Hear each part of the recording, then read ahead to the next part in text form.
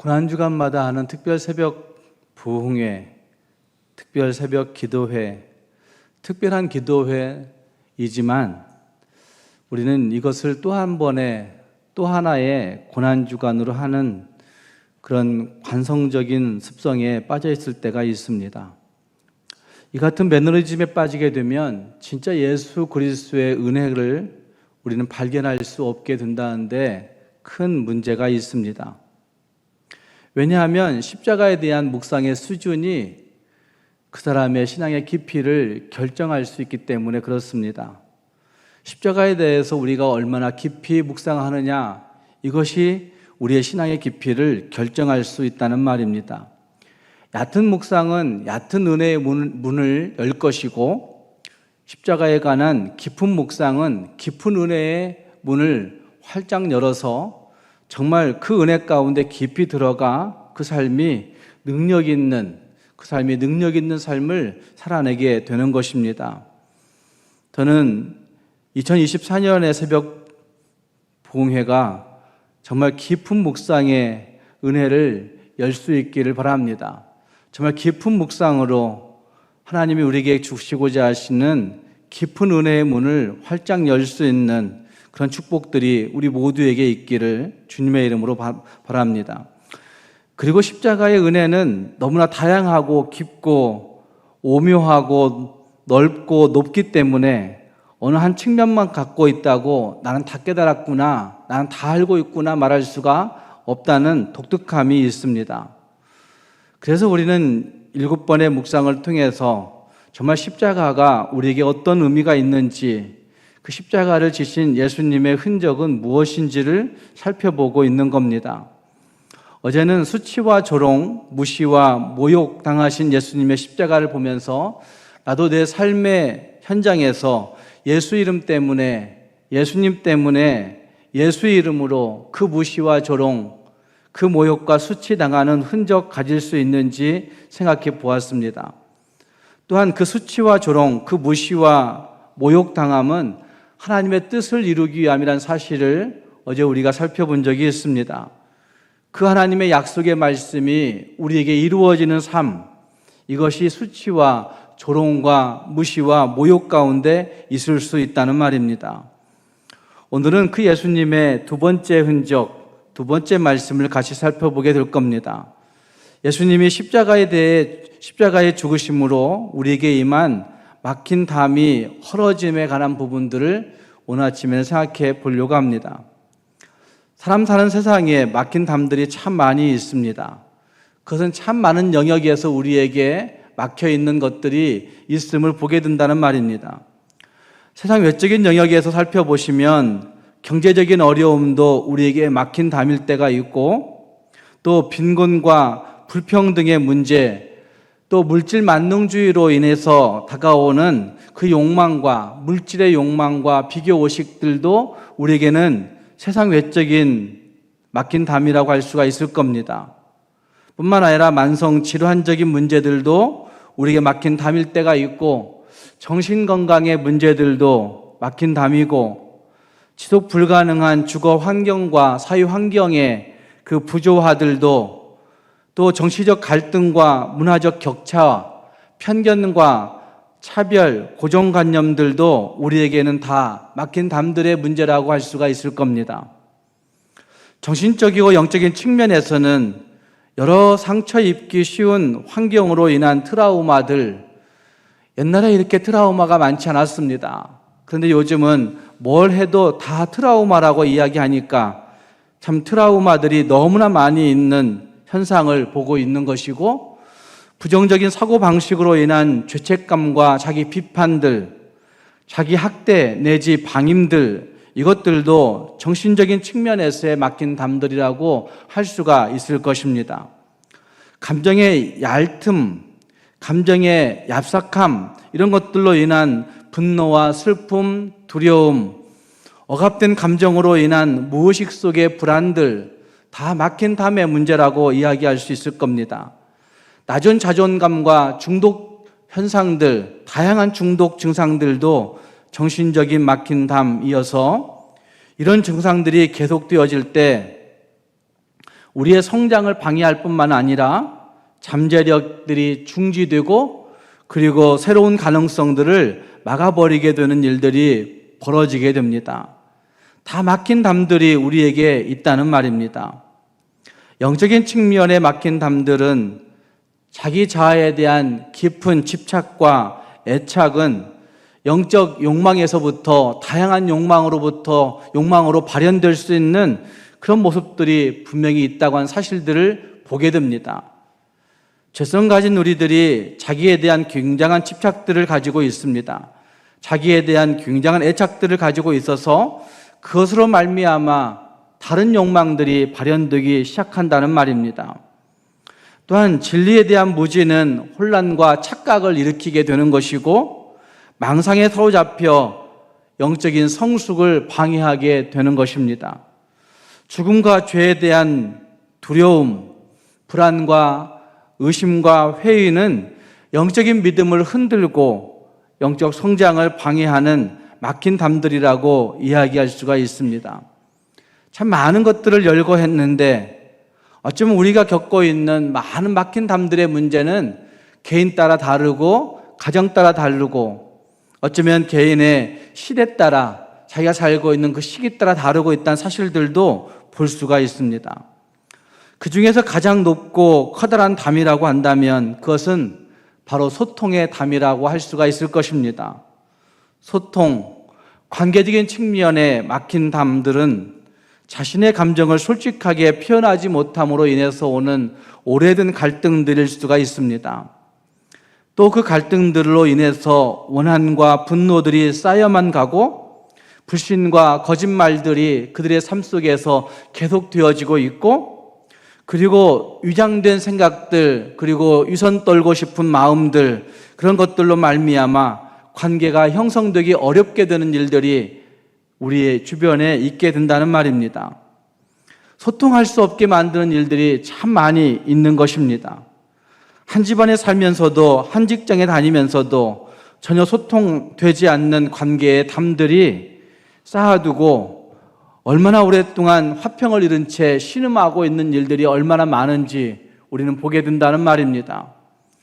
인간 사회 문제이지만 사실은 이것보다 더 심각한 문제는 하나님과의 소통의 담들이 막혀있는 이것이 가장 심각한 문제일 것입니다.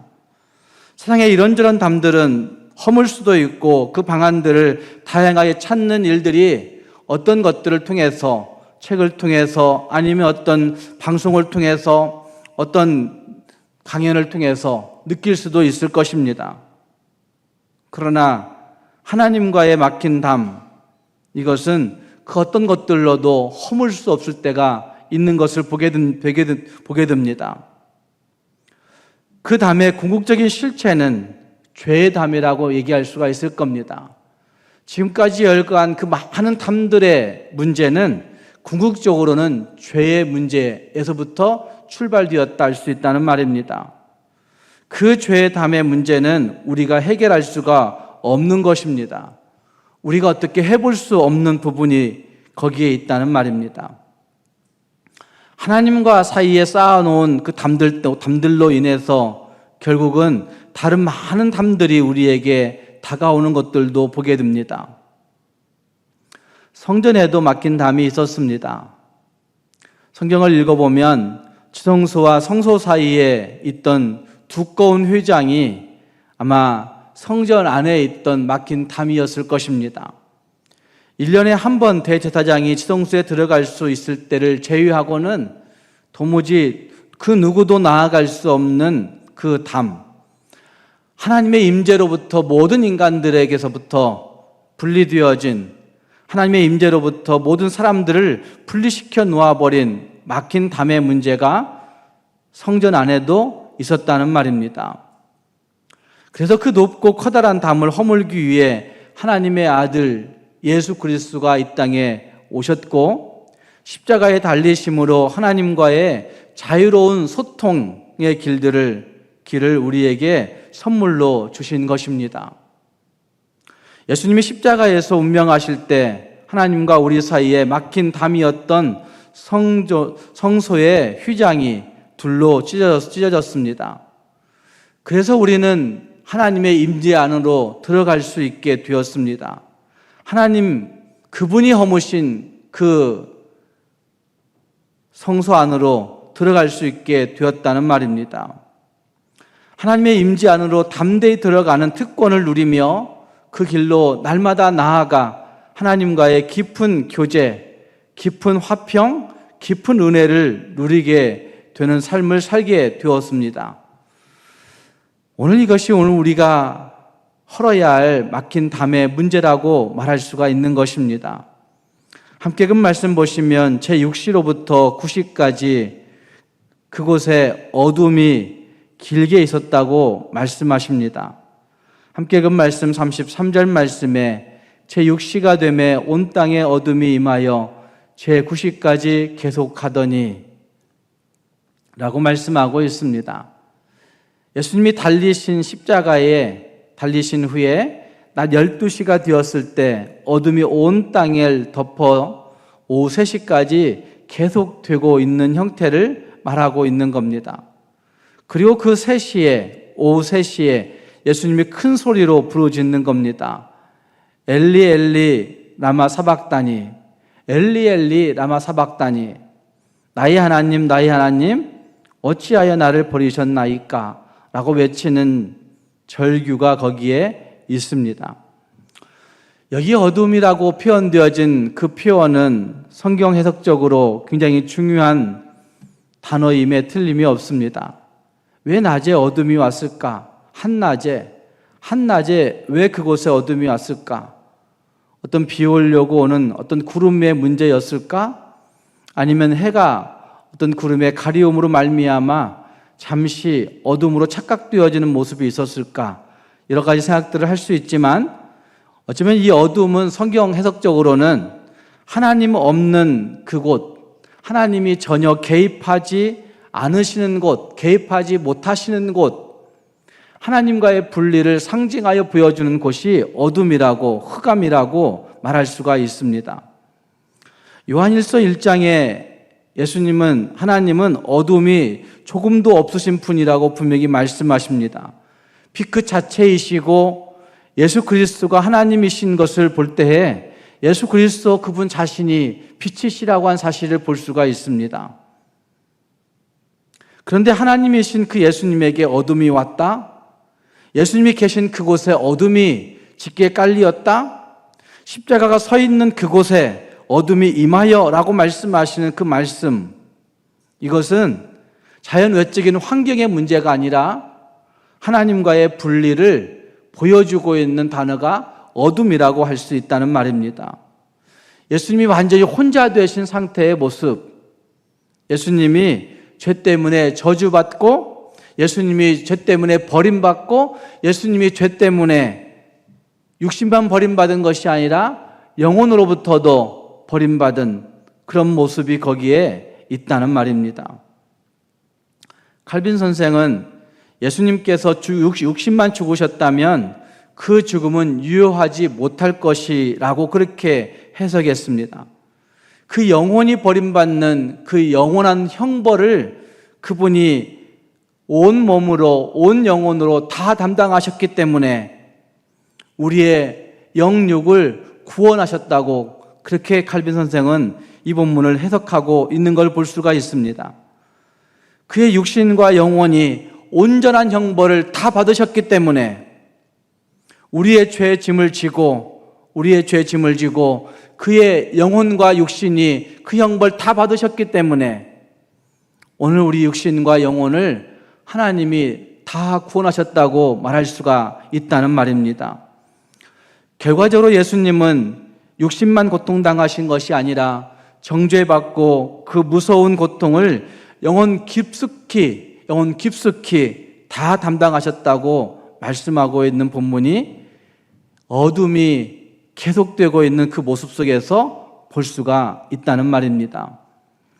이 엄청난 영혼의 고통과 영적 분리가 하나님과 예수님 사이에 일어나게 된 것입니다. 오죽하면 나무에 달린 자마다 저주를 받았다라고 그렇게 말씀하시는 말씀이 있겠습니까? 예수님 밑에 나무에 달린 자 모두가 다 예수님 밑에 있어 저주를 받았다고 말씀하고 있는 것입니다. 여러분은 복음을 어떻게 생각하십니까? 여러분은 무엇이 복음이라고 여기십니까? 여러분은 복음의 진수가 무엇이라고 믿고 그 복음을 확신하십니까? 복음의 진수는 하나님 그분이 고통당하신 것입니다. 하나님 그분이 십자가를 지신 것이고 하나님 그분이 육신과 영혼의 그 모든 죄의 저주를 다 한 몸으로 받으신 것, 그것이 복음의 진수입니다. 성부 하나님은 고통받으시고 성자 예수님은 십자가를 직접 지신 그것이 복음의 전부이요 복음의 진수라고 말할 수 있습니다.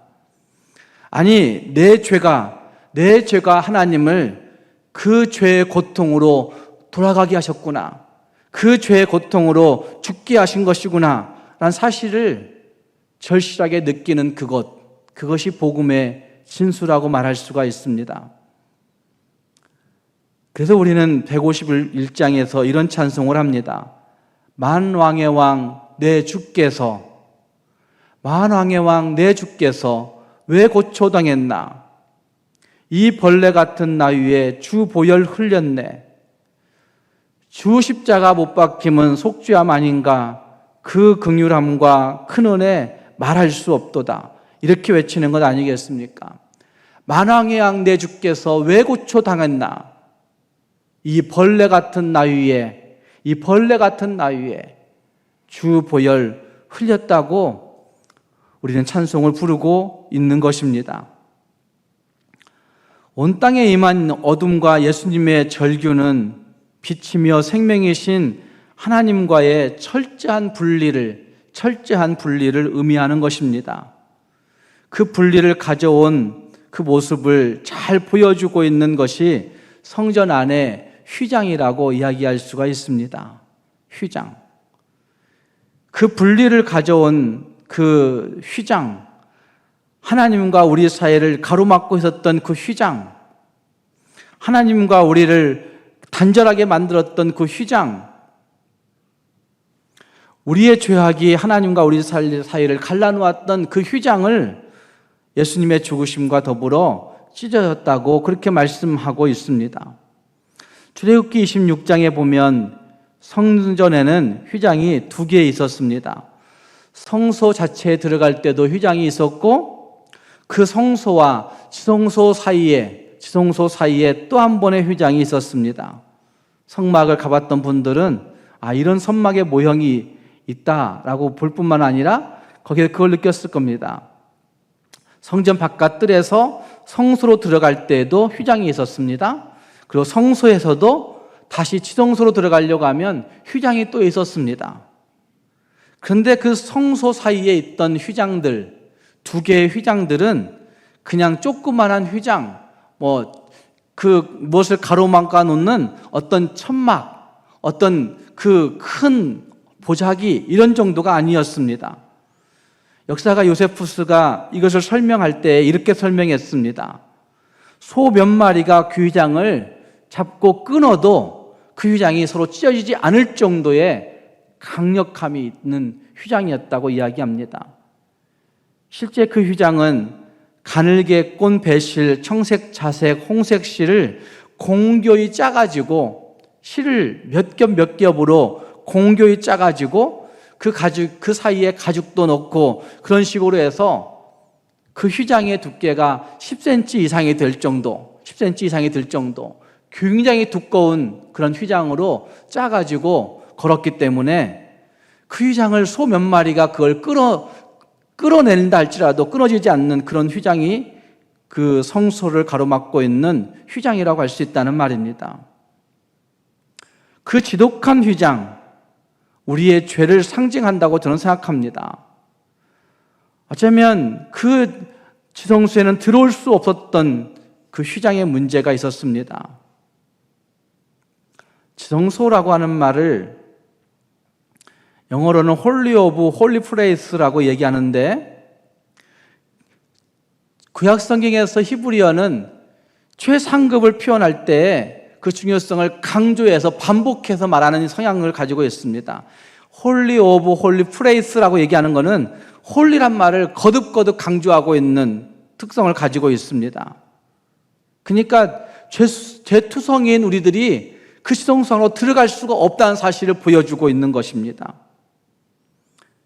우리는 다 들어갈 수 없기 때문에 우리의 모두의 죄를 대표해서 대제사장이 그것도 1년에 한 번씩 대속죄일에 거창한 속죄의 제물을 가지고 지성소 안으로 들어갔습니다. 그런데 그 대제사장이 거대한 정말 좋은 최상급의 예물을 가지고 지성소 안에 들어갔다 할지라도, 그 휘장 안으로 들어갔다 할지라도 하나님이 그 제물을 받지 않으시면 대제사장은 그 지성소 안에서 나오지 못하고 죽었습니다. 그만큼 무거운 죄였다는 말입니다. 그만큼 그 휘장을 통과하기 힘든 거였다는 말입니다. 그것이 성소와 지성소를 막아놓은 휘장이었던 것입니다. 죄가 갈라놓은 하나님과 우리 사이에 막힌 담, 그게 얼마나 두터운지 모릅니다. 제가 서두에서 엄청나게 많은 막힌 담들을 열거했지 않습니까? 여러분들에게 제가 열거한 그 막힌 담들 외에도 여러분들에게만 있는 막힌 담들도 분명히 있을 겁니다. 죄가 쌓아놓은 막힌 담이 엄청나다는 말입니다. 죄가 쌓아놓은 막힌 담들이 정말 너무나 무겁고 중하다는 말입니다. 그런데 예수님이 죽으심으로 말미암아 그 성소의 휘장이, 그 엄청나게 공교하게 잘 짜놓은 성소의 휘장이 어디로부터 어디로 찢어졌어요? 어디로부터 어디로 찢어졌어요? 위로부터 아래까지 찢어졌다고 38절 말씀에 그렇게 말씀하고 있습니다. 37절 말씀, 예수께서 큰 소리를 지르시고 숨지시니라. 이에 예수님이 큰 소리 지르시고 숨지시고 나서 이에 성소 휘장이 위로부터 아래까지 찢어져 둘이 되었다고 말씀하고 있습니다. 완전히 두동강난 표현을 그렇게 하고 있는 것입니다. 이 해석과 의미에 대해서 에베소서 2장 12절 말씀 이하에서 이렇게 말씀하고 있습니다. 그때 너희는, 죄 가지고 있을 때 너희는 그리스도 밖에 있었고 이스라엘 나라의 바깥 사람이라. 약속의 언약들에 대하여는 쇠인이요 세상에서 소망이 없고 하나님도 없는 자이더니, 이제는 예수 그리스도의 십자가가 분명하게 선 그 이제는, 13절 말씀 같이 읽겠습니다. 이제는 멀리 있던 너희가 예수의 피로 가까워졌느니라. 예수의 피로 그 모든 것들이 다 무너져 버리고 찢어져 버리고 하나님과 우리가 가까이 되었다고 말씀하고 있는 겁니다. 14절 말씀 같이 읽겠습니다. 그는 우리의 화평이신지라 둘로 하나를 만드사 원수된 것 곧 중간에 막힌 담을 자기 육체로 하시고, 예수님의 육체로 하셨다고 말씀하고 있습니다. 그 중한 막힌 담, 그 무거운 막힌 담, 살면 살수록 생기는 막힌 담, 그렇잖아요? 살면 살수록 생기는 막힌 담, 그것이 예수 그리스도의 육체로 헐어버리셨다고 말씀하고 있다는 말입니다. 화평케 하시는 은혜를 받아 둘로 하나를 만드신, 소위 예수님은 우리를 피스메이킹 해주신 것입니다. 리컨실레이션이라고 얘기할 수 있는데 다시 우리를 세워주시는 은혜를 볼 수가 있다는 말입니다. 중간에 막힌 담을 육체로 하셨다고 하십니다. 그 담은 예수님의 십자가상의 죽음 때문에 성소와 성소 사이에 있던 휘장이 위에서부터 아래로 완전히 찢어진 것입니다. 아래로부터 찢을 수가 없는 휘장입니다. 왜 위로부터 아래로 찢어졌을까?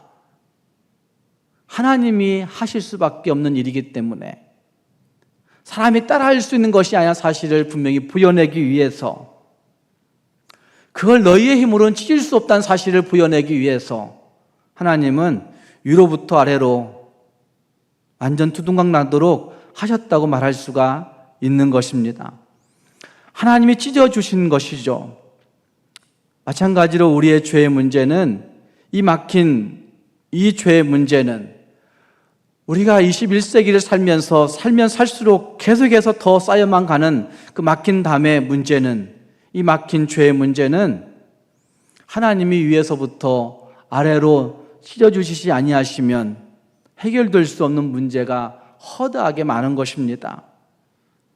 인간에 의해서가 아니라 전적인 하나님의 은총으로만, 하나님의 은혜로만 우리의 모든 영적인 문제, 정신적인 문제, 물질적인 문제, 관계적인 문제, 그 모든 것들이, 그 담이 다 허물어질 수 있고 해결될 수 있다는 말입니다. 이 사실을 믿음으로 발견하고 눈물로 고백하고 기도로 마음을 열고 깨닫고 하나님 앞에 나아가는 자들은 그 사실을 너무나 감격적으로 받아들이기 때문에 나 십자가 대할 때 그 일이 고마워 내 얼굴 감히 못 들고 눈물 흘리도다라고 하나님 앞에 절규하며 하나님을 찬송하게 되는 것입니다. 사랑하는 여러분, 예수님의 십자가의 보혈은 모든 사람이 언제 어디서나 언제든지 하나님께 담대히 나아갈 수 있는 길을 열어놓아 주셨습니다. 그래서 히브리서 10장 19절 말씀에 보면, 그러므로 형제들아 우리가 예수의 피를 힘입어 성소에 들어갈 담력을 얻었다고 그렇게 말씀하고 있습니다. 예수님이 휘장 가운데 열어놓으신 새로운 살 길, 그곳으로 들어갈 수 있다고 그렇게 말씀하고 있는 것입니다. 20절 말씀에는 그렇게 말씀합니다. 히브리서 10장 20절 말씀에는 새로운 살 길을 열어놓으셨다고 말씀하고 있는 것들 분명히 볼 수 있습니다. 그 휘장, 예수님의 육체 사이로 살 길이 열려진 거예요. 예수님의 육체 사이로 살 길이 열려진 것이라고 말씀하고 있습니다. 21절 말씀, 22절 말씀에서는 그 길을 통해서 하나님께 나아가는 자들이 이런 모습을 가지고 살아가야 된다고 말합니다. 하나님의 집 다스리는 큰 제사장이 계심에, 예수 그리스도가 계심에, 22절 말씀에 같이 읽겠습니다. 우리가 마음에 뿌림을 받아 악한 양심으로부터 벗어나고 몸은 맑은 물로 씻음을 받았으니 참 마음과 온전한 믿음으로 하나님께 나아가자. 우리가 마음에 뿌림을 받아 악한 양심으로부터 벗어나고 몸은 맑은 물로 씻음을 받았으니 참 마음과 온전한 믿음으로 하나님께 나아가자. 한 번 나아가야 될까요? 두 번 나아가야 될까요? 아니면 매일 나아가야 될까요? 어떻게 생각하세요? 우리 한 번 나아가면 끝난 걸로 생각하는 거예요. 한 번 마음에 뿌림받아서 언젠가 내가 옛날 어떤 기억에 그냥 한번 새롭게 되어졌던 그런 기분, 느낌, 그 감동받아서 평생 예수 때문에 직분 가지고 직분 행세하며 살아갔던 거 아니에요. 그러나 여기 22절 말씀은 한 번 마음에 뿌림받아 한 번 옛날 옛적에 그렇게 한 것 가지고 얘기하는 것이 아니라 지금 여기에서 마음에 뿌림받아 예수 그리스도의 보혈이 내게 뿌려져서 악한 양심으로 매일매일 벗어나야 되는 것이고 참 마음과 온전한 믿음으로 매일매일 매 순간순간마다 하나님께 나아가는 삶이 있어야 된다고 말하고 있는 겁니다. 마음의 뿌림을 받았다라고 하는 말씀, 뭘 뿌림을 받는 걸까요? 레위기 8장에 보시면 제사장들이 이 뿌림을 받는 것을 볼 수가 있습니다. 겉으로 드러난 뿌림은 의식적으로 행하는 것임에 틀림이 없습니다. 제사장의 직을 위임할 때에 제단에 있던 관유를 그들에게 뿌렸다고 이야기합니다. 뿌렸다고. 뿐만 아니라 관유와 동시에 제단 위에 얹어놓았던 양의 피를 가지고 그 제사장과 대제사장들을 위임할 때 그들에게 그 피를 뿌렸다고 이야기합니다. 그들에게 머리에, 몸에 그 피를 뿌렸다고 이야기합니다. 어쩌면 그 피가 그들을 정결케 했다, 그들을 거룩하게 했다, 이런 예식을 레위기서에서 했던 걸 볼 수가 있습니다. 뿐만 아니라 그들의 엄지손가락, 그리고 엄지발가락, 그들의 그 모든 것들 속에 그 양의 피를 뿌려서 거룩하게 했다고 그렇게 말하고 있습니다. 습관적으로 관성을 따라서 예배하는 그런 예배가 아니라 하나님 앞에 나올 때마다 그 마음에 보혈을 뿌리고, 우리의 머리끝부터 발끝까지 그 보혈을 뿌리고, 진짜 참마음과 온전한 믿음으로 예수 그리스도의 보혈을 의지하여서 하나님께 나아가는 그런 모습. 내 능력 가지고 되는 것이 아니구나, 내 지혜 가지고 되는 것도 아니구나, 내 경험 가지고 되는 것도 아니구나, 내 능력 가지고 되는 것이 아니구나 라는 사실들을 절실하게 느끼며 하나님 앞에 나아가는 것, 이것이 우리에게 매일매일 순간순간 필요하다는 말입니다. 왜냐하면 그 예수님이 그 십자가 지심으로 새로운 살 길을 주셨기 때문에 그렇습니다. 새로운 살 길, 그걸 날마다 기뻐하고 감사하면서 주님께 나아가는 그런 모습이 우리에게 있게 될 때 그리스도의 보혈이 나를 씻어 항상 내 마음이 신선한 상태, 항상 내 삶이 프레시한 상태를 유지할 수 있게 되는 것입니다. 사랑하는 여러분, 우리는 참 마음과 온전한 믿음으로 날마다 서고 있습니까? 예수 그리스도의 보혈이 내 마음속에, 예수 그리스도의 보혈이 내 머리끝부터 발끝까지 다 뿌려져 항상 프레시한 상태를 유지하고 계십니까? 2024년에 고난주간에 정말 이 말씀을 깊이 생각해 볼 수 있기를 바랍니다. 예수 그리스도의 십자가의 죽으심으로 말미암아 내 모든 막힌 담이 헐어졌구나 라는 사실을 기억하면서 그분이 헐어놓으신 새로운 살길, 이것을 날마다 기억하면서 하나님 앞에 항상 프레시한 상태로, 항상 참 마음과 온전한 믿음으로 주님 앞에 나아가 매일매일 주여 나를 도우사 세월 허송 않고서 어두운 세상 지날 때 햇빛 되게 해달라고 늘 찬송 부르면서 주님 앞에 살아갈 수 있는 우리 모두가 되어야 되겠습니다. 마지막 생각하는 것은 하나님과의 화평을 방해하는 내면에 막힌 담들이 무엇인가를 꼭 살펴보셔야 됩니다. 나에게는 어떤 막힌 담이 있을까? 제가 서론에 열거했던 정신적인 막힌 담들, 영적인 막힌 담들, 관계적인 막힌 담들, 물질적인 막힌 담들, 나에게는 무엇이 있는가 한번 생각해 보기를 바랍니다. 골로새서 1장 20절 말씀에 이렇게 말씀합니다. 그의 십자가의 피로 화평을 이루사, 그 다음 같이 읽어보겠습니다. 만물, 시작. 만물 곧 땅에 있는 것들이나 하늘에 있는 것들이 그로 말미암아 자기와 화목하게 되기를 기뻐하심이라. 예수 그리스도의 십자가의 피로 화평을 이루시는 것은 어떤 것만 되는 걸까요? 예수 그리스도의 십자가의 피로 화평을 이루는 것은 어떤 것에 해당되는 것일까요? 우리는 죄의 문제라고 생각하는 거죠. 죄의 문제만. 그러나 죄의 문제를 해결하시는 하나님의 그 놀라우신 사랑을 믿는 그 믿음의 모든 영역에는 이 화평이 적용되어지는 겁니다.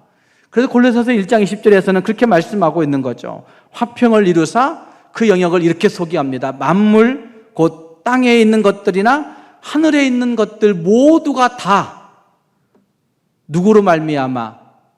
그리스도 예수로 말미암아 자기와 화목하게 되기를 기뻐하심이라 라고 말씀하고 있습니다.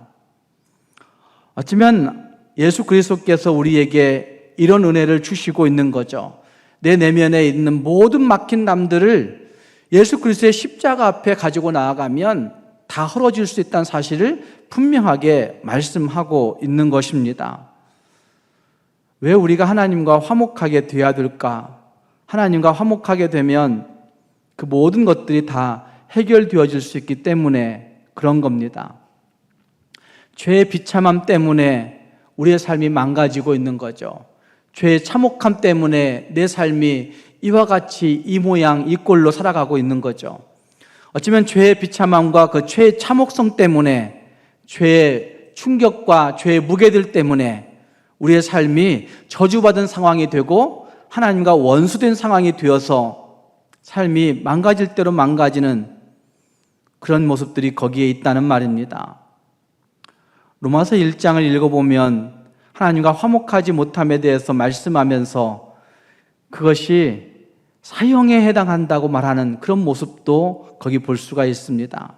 사형에 해당한다고 로마서 1장 32절 말씀에 그렇게 말씀하고 있는 부분이 있습니다. 이 같은 일을 행하는 자는 사형에 해당한다고 하나님이 정하셨다고 말하고 있습니다. 사형에 해당한다. 그러면 오늘 우리가 그 저주받은 상황을 가지고 살아가는 모습들은 사형에 해당하는 거예요. 사형에. 하나님과 화목하지 않는 사람들은 이 세상을 영적으로는 사형스럽게 사는 사람들이다. 이렇게 말할 수가 있을 겁니다. 말이 잘 성립되지는 않는 것 같지만 살면 살수록 사형스럽게, 사형에 해당하는 것처럼 이 세상을 걸어가니까 정말 스트레스가 되고 트라우마가 되고 그 짐을 지고 질수록 더 힘들고 어려운 그런 일들이 우리에게 있는 거죠.